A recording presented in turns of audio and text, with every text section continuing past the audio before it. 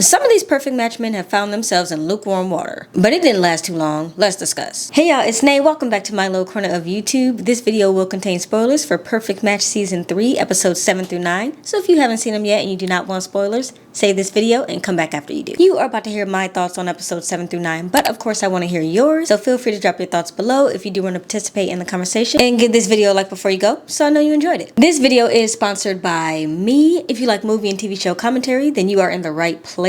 And I'm just letting you guys know that I am going to be covering Love is Blind UK, which starts next week. Once we're done wrapping up Perfect Match, then we can start on Love is Blind UK. First of all, I just have to say that these men cannot hold water. They all walked back into the house looking guilty as hell. It's written all over their faces. Daniel's ass had some nerve talking about, oh yeah, I think stuff is about to pop off with Olivia when they were at that mixer. After he just gave Lucy a hard time for mistaken identity in a laugh that was too loud. I mean, truly has some nerve. And then Louie and Ollie adding their very much unneeded 2 cents talk about, can't lie, she's sexier than Lucy. Whoa. I hate to say it, but I second that. who asked y'all that? I really do think that that comment was very unnecessary. This is a dating show that you know is going to be recorded. Not to mention, all of you have been on reality TV before, so you know how it goes. You know the editing tricks that they can pull. Production didn't even have to give this one to you. You just said this of your own volition. I think it would have been a fine comment had they had it off cam, but to on cam say, well, you know, realistically, Lucy isn't even that sexy to begin with. Knowing that both of these women are going to see that, I don't really know how they thought that was a good idea. Outside of that, though, Louie was calling AD a mole, which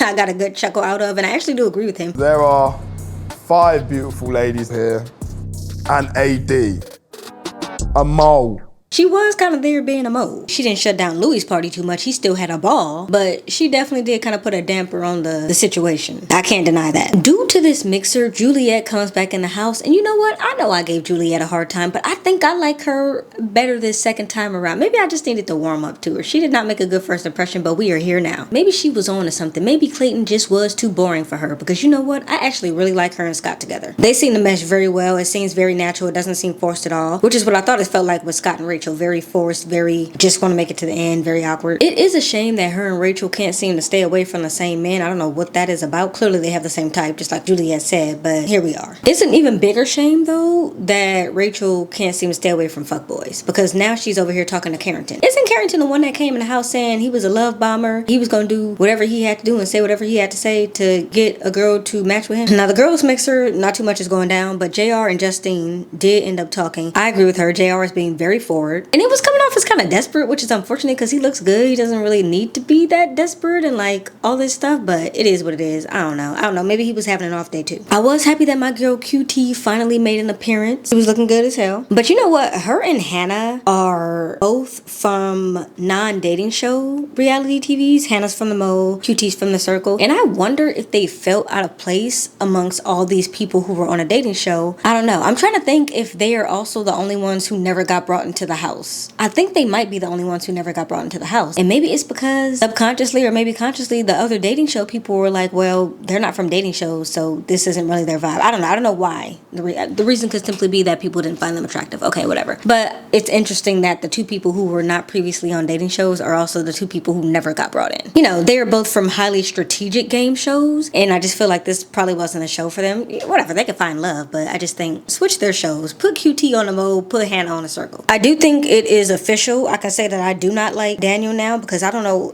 just the way he was moving in this batch of episodes, I don't know what the hell is going on with him. He really does have some nerve. He crucified Lucy twice that we saw, and now he's talking about he wants to move on. He just want to focus on her. Whatever happened at that guy's mixer was just, you know, what happens at the mixer stays at the mixer kind of thing. And actually, you know what? The hypocrisy is literally sending me, because it's so blatant. It's like he's not even trying to deny the fact that he literally crucified her and is now being like, it's not a big deal, when she did way less than him. Because please look at how Daniel was trying to be little Lucy when she got him and Ollie mixed up, versus how he's acting about the fact that he licked someone's thigh and put them on a table. And he's saying that it was because of a game, but at the end of the day, you don't have to play the game. You have free will. He looks good, but he truly is problematic. And I hate that Lucy didn't stand up for herself more and didn't explicitly point out the fact that he was being hypocritical. She's either ridiculously gullible or she's love struck, because there is no way that she sat there and was like, well, he was so mature about the things, you know, that he thought I messed up on. Girl, no, he was not. Roll the tape back. He was not mature. You did something wrong. So you're upset because you did something wrong?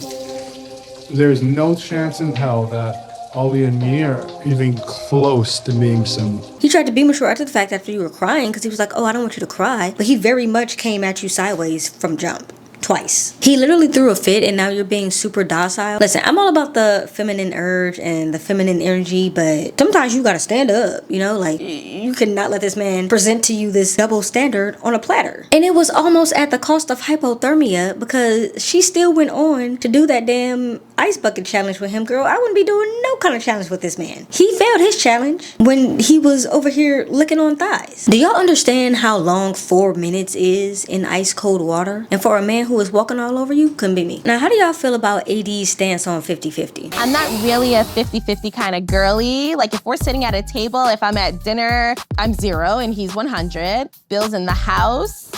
Again, I'm 0, he's 100. We know I skew traditional on that when applicable, so that's all I'ma say. Now, as the British would say, Ollie is absolutely mad. Telling Justine that he could see a future with her just as much as he could see a future with AD. What are you talking about? You just met her 24 hours ago at the time that he said that. He's known AD for all this time, swear up and down that they have this crazy connection, but you over here telling Justine, I could see it with you just as much as I could see it with her. I haven't like made a decision one way or the other. That's why I'm giving you this time. I can genuinely see myself having a potential future with both of you. Now, I thought he was just saying that to Justine to try to, you know, save face or not make her feel bad, you know, about coming in late. But then he also repeated that to AD as well, saying, oh, yeah, I see it with both of y'all. So I'm inclined to believe that he meant it. But again, when it comes to both Ollie and AD, I think they both were on here playing games with people. AD, when she was pretending that she was going to do something with JR, and then we saw her have that conversation with Ollie, and she was like, I'm not matching with that man. And then Ollie pretending that he wanted to match with Justine, because at the end of the day, he knew it was going to be AD. It's always been AD. That's what he's been saying from jump. So why y'all sitting here playing with people? I agree with Justine. I feel like Ollie was kind of wasting my time because I feel like he was trying to have his cake and eat it too. Then when AD was being approached by Ray, who she also knew she didn't want, but she was playing, talking about, oh, I'm an MMA fighter. I have an MMA background.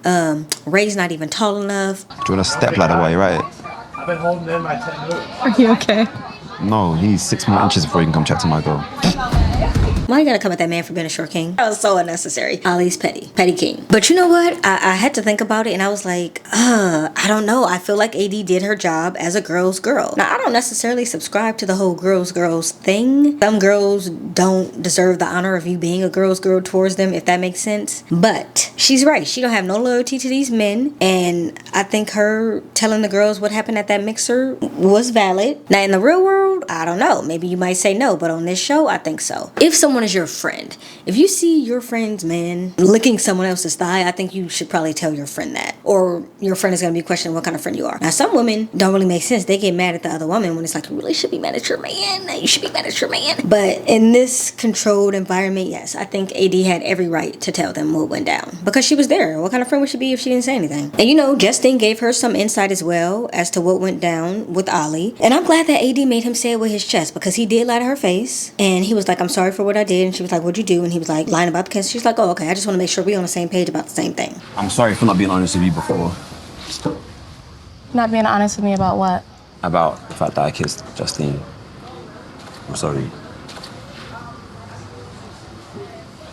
Although she did look like she kind of wanted to smack him in the face when he was trying to explain himself. But I guess, hey, you gotta take what you can get. And in reality, I never actually understand lying on these shows, because the truth is gonna come out. Whether it comes out during filming or it comes out when the show is released publicly, it's coming out. Or it comes out in a reunion. I don't even know if they do a reunion for this show. But whatever, it's gonna come out at some point. So like, what is the reason for lying?